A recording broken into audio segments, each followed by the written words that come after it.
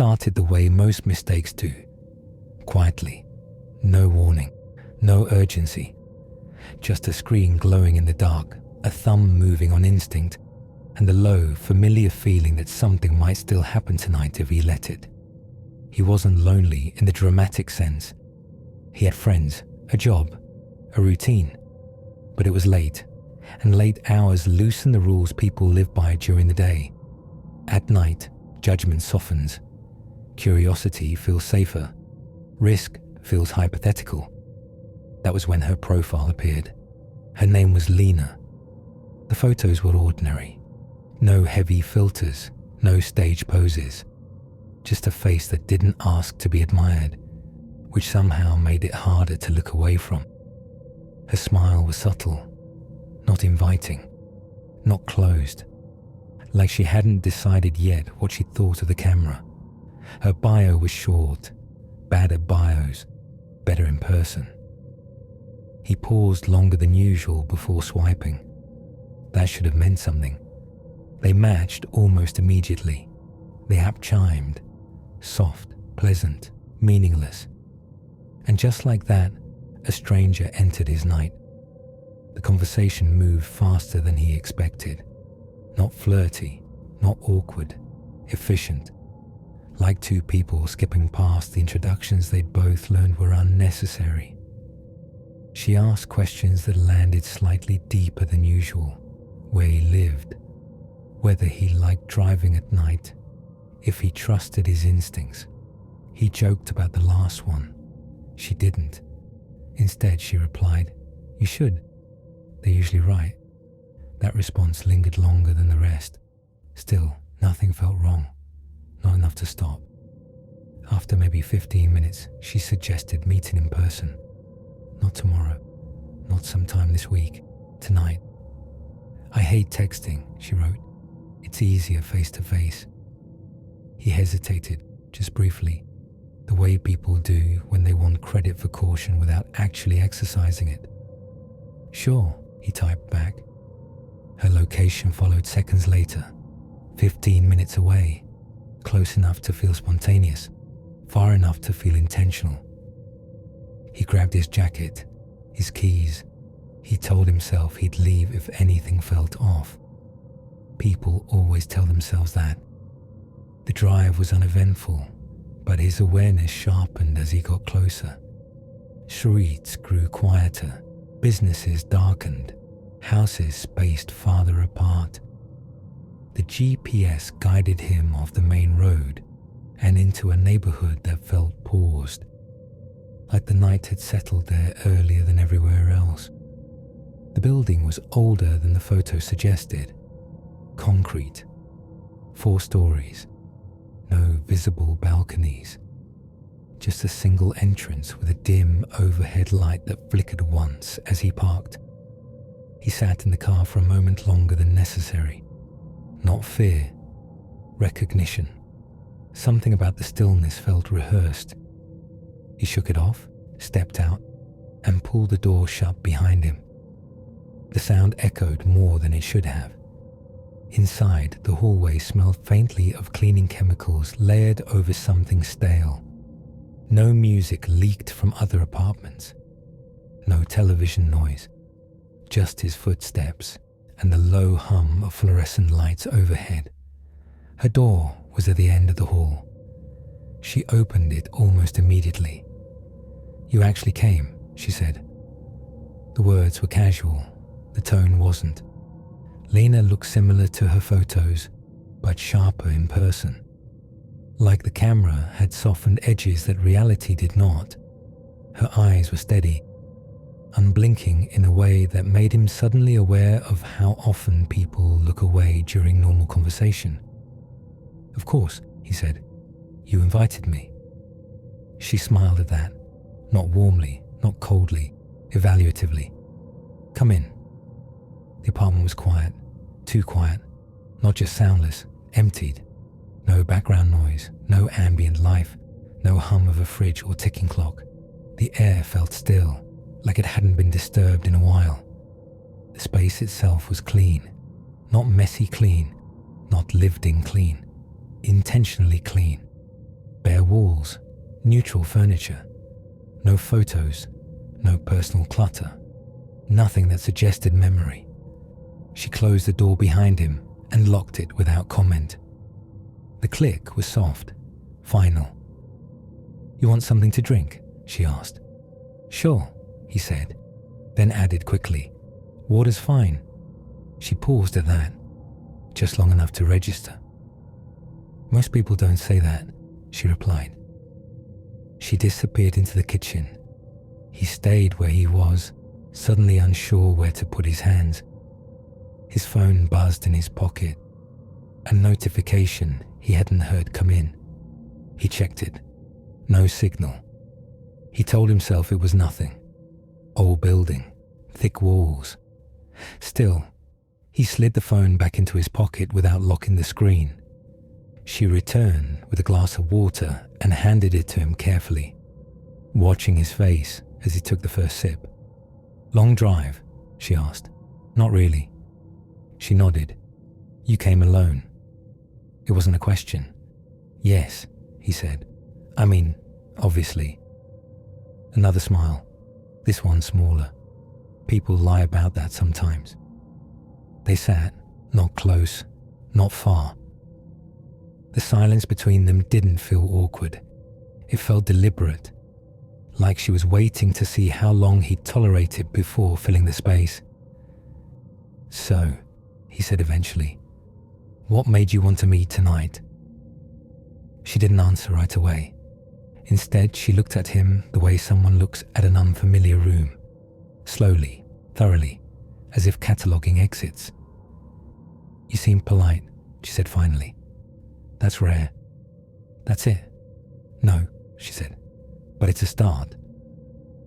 Something about the way she said start made his shoulders tighten. She asked him about his job, his routine, whether anyone would notice if he didn't come home tonight. He laughed, a short, reflexive sound, then stopped when she didn't. "That was a joke," he said. "I know," she replied. "I was just curious." The room felt warmer, or maybe it was just him. "I should probably," he began. She tilted her head. "You're uncomfortable." He opened his mouth to deny it, stopped. "I just don't know you very well," he said instead. Her expression softened, genuinely this time. That's how it always starts. She leaned back, folding her hands in her lap. "People think danger announces itself," she continued, "but it never does. It waits until you're already inside." The words landed heavier than they should have. He stood. "I think I'm going to head out," he said, forcing a smile. She didn't move. "Of course," she said calmly. "You can leave." He stepped toward the door, then noticed something he hadn't before. There was no handle on the inside, just a smooth metal plate where one should have been. His breath caught. Behind him, Lena spoke softly. "Most people don't check." For a moment, he didn't move. His eyes stayed on the door, on the place where a handle should have been, waiting for his brain to correct the image, waiting for the room to rearrange itself into something reasonable. It didn't. The metal plate was smooth, unmarked, flush with the door, as if it had never been meant to be opened from this side. He swallowed. "That's not funny," he said, keeping his voice level. Behind him, Lena shifted slightly, not closer, not farther. "I didn't say it was," she replied. He reached out anyway, pressed his palm against the plate, pushed. Nothing happened. No give, no movement. "You locked the door," he said. "Yes." The word was gentle, almost reassuring. "Why?" he asked. She exhaled, slow and measured, like she'd been waiting for the question. "Because people leave too early." He turned to face her.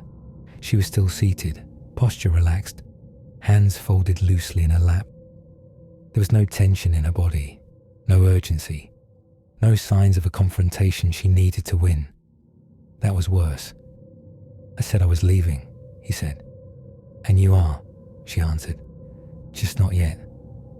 The room felt smaller now, or maybe his awareness of it had expanded too quickly, taking in details he hadn't noticed before.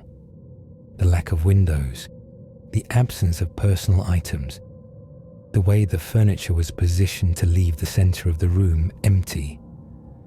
Open. You can unlock the door, he said carefully. And this can just be weird. We can both laugh about it. She smiled faintly. You won't laugh. Try me. I have, she said. You didn't. His phone buzzed again in his pocket. He pulled it out, heart lifting, then dropping. No signal, no service, no emergency call option. I don't have reception, he said. I know. You cut it. She shook her head. The building does that on its own. Concrete, old wiring. It's convenient. For what? For privacy. His mouth felt dry. You said I could leave. And you can, she repeated. After we talk. About what? About why you came. I already told you. You told me what you thought sounded normal. She stood now, slowly, giving him time to track the movement. She didn't invade his space. She didn't need to. You came because you wanted something to happen, she continued. Not sex. Not exactly. You came because you didn't want the night to end the way it was going to. He said nothing. That feeling, she said, is very easy to recognize. She gestured toward the couch. Sit. No. She tilted her head again. You're still deciding if this is serious. His jaw tightened. Sit, she said again. Not louder, not firmer. Just repeated, like the word itself was enough. Against his better judgment, he sat. His legs felt weak. Adrenaline surged too late, flooding his system after the moment for action had already passed. Lena remained standing, but turned slightly away, as if giving him the illusion of space. You're not in danger, she said. That's not for you to decide. She nodded. True, but it is for me to understand. She paced slowly, bare feet silent against the floor. Do you know how many men walk out that door every week? She asked. He didn't answer. None, she said. Not because I stopped them, because they stopped themselves. She glanced at him. You already did. I'm sitting because you locked the door, he said. You were sitting before you noticed. He replayed the moment in his head. She was right. That realization landed harder than the door. Why me? He asked. She stopped pacing. Because you didn't ask to meet in public, she said. Because you didn't tell anyone where you were going. Because you didn't hesitate when I sent my location. She met his eyes. And because you smiled when I said I hated texting. The room felt warmer again. Or maybe it was the slow realization that heat and panic felt similar in the body. You do this a lot, he said. I observe a lot. She knelt in front of him without warning. Not close enough to touch, just close enough that he could smell her shampoo. Clean, neutral, intentionally forgettable. Do you know what people misunderstand about fear? She asked quietly. He shook his head. They think it's loud, she said. They think it comes with screaming, with fighting, with drama. She looked up at him. But real fear is cooperative. It listens. It waits. He stood abruptly, backing away. Unlock the door, he said. Now. She rose as well, matching his movement, still calm. I will, she said. Soon. He lunged past her. She didn't grab him, didn't chase him, just spoke. You break that door, she said. And I scream. He froze. There are cameras in the hallway, she continued. I tell them you forced your way in. I tell them I locked the door because I was afraid. She shrugged. That story always works. He stared at her, breathing hard. You're insane, he said. She smiled, not offended. Maybe, she said, but I'm not wrong. She stepped aside, giving him a clear view of the room. I don't want to hurt you, she said. I want to understand you. By trapping me. By slowing you down. She walked back to the couch and sat, crossing her legs. Most people move too fast, she said. They rush into things without noticing the moment, when they could still choose differently. She looked at him again. I'd like to watch that moment pass. The silence stretched. Minutes crawled by. His heart hammered, then slowly, traitorously, began to settle. Panic burned itself out, leaving behind exhaustion. That scared him more than anything. You're tired, she said, as if reading his thoughts. That's normal. He sank back onto the couch without realizing he was doing it. You don't have to stay, she said softly. You just have to stop trying to leave. He laughed weakly. That doesn't make sense. It will. She leaned forward. By the time the door unlocks, she whispered, you won't want to use it. Time stopped behaving normally. At first, he counted seconds, then minutes. Then he stopped counting altogether because the numbers refused to line up with how he felt. His body told him hours had passed. His phone insisted it hadn't moved at all. Lena hadn't touched him. That was the worst part. She sat across from him, sometimes speaking, sometimes not, letting silence stretch until it became a presence of its own. She asked questions, but never the kind that required long answers. Did he live alone? Did he trust easily? Did people ever misunderstand him? Each question landed softly. None of them felt like traps until he realized he was answering them. I didn't say you could ask me that, he said at one point. She smiled. You answered anyway. Something in his chest tightened. She moved eventually, not toward him, but toward a small cabinet near the wall. She opened it carefully, as if sound mattered, and removed a notebook. Worn, unlabeled. She set it on the table between them. What's that? He asked. She didn't answer immediately. Instead, she flipped it open. Names, dates, short notes written in neat, restrained handwriting. He leaned forward before he could stop himself. These are people, he said. Yes. Who are they? Visitors. His stomach dropped. Like me? She closed the notebook. Some of them. He stood again, adrenaline surging back into his limbs. I'm not staying here. I know, she said calmly. You said you'd unlock the door. And I will. When? When you understand something. He stared at her. What? That you were never the point. The words didn't make sense at first. They slipped past his fear and lodged somewhere deeper. What do you mean? He asked. She folded her hands together. People think this is about control, she said. It isn't. She stood and walked to the wall, pressing a switch he hadn't noticed before. A soft click followed, not from the door, but from somewhere behind him. You came here believing the night was open, she continued, that anything might happen. That possibility is intoxicating. She turned to face him, but most people never notice when possibility closes. A sound came from the door, a mechanical shift, the lock disengaging. He rushed toward it, heart hammering, hand already reaching for the edge, and stopped.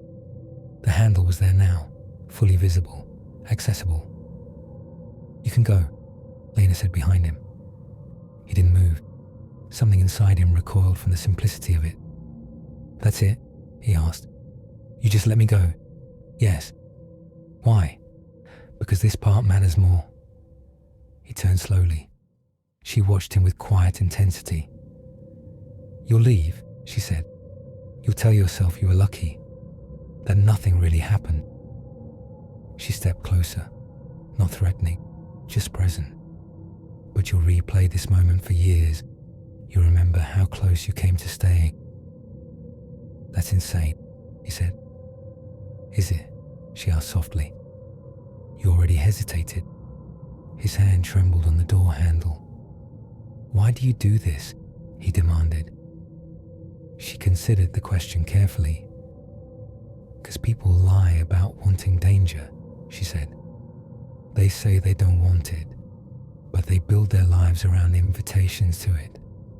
She gestured to his phone on the table. Tinder isn't about connection, she continued. It's about proximity, about access, about trusting strangers because it's easier than admitting how alone you feel. Her voice wasn't cruel, it was observational. I don't force anyone to come here, she said. I just remove the illusion that they're in control once they do. He swallowed. You could have killed me, he said. She nodded. Yes. You didn't? No. Why not? Because fear teaches more when it ends, she replied. The silence stretched again. Finally, she stepped back and gestured to the door. You should go now. He didn't argue. He pulled the door open and stepped into the hallway. The fluorescent lights buzzed softly. The world looked exactly the same as it had when he arrived. Ordinary. He turned back once. The door was already closed. No sound of a lock. Just finality. Outside, the night air felt sharper, colder, unreal against his skin. He sat in his car for a long time before starting the engine, hands gripping the steering wheel as if it might drift away without him. He checked his phone. Full signal. No missed calls. No messages. The app was still open. Lena's profile was gone. Not unmatched. Deleted. He drove home slowly. Every streetlight felt too bright. Every passing car felt too close.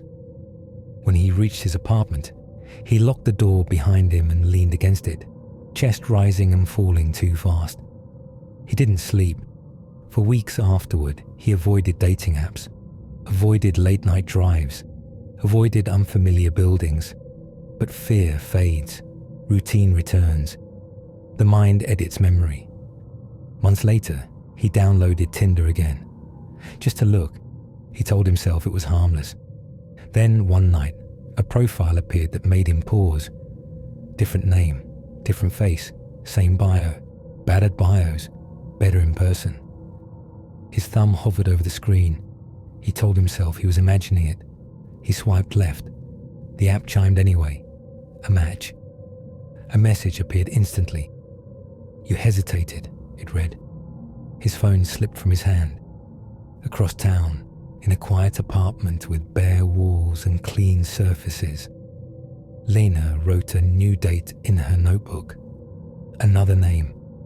Another, almost. Another reminder that the door always opens again for someone willing to step inside. Madness and Macabre.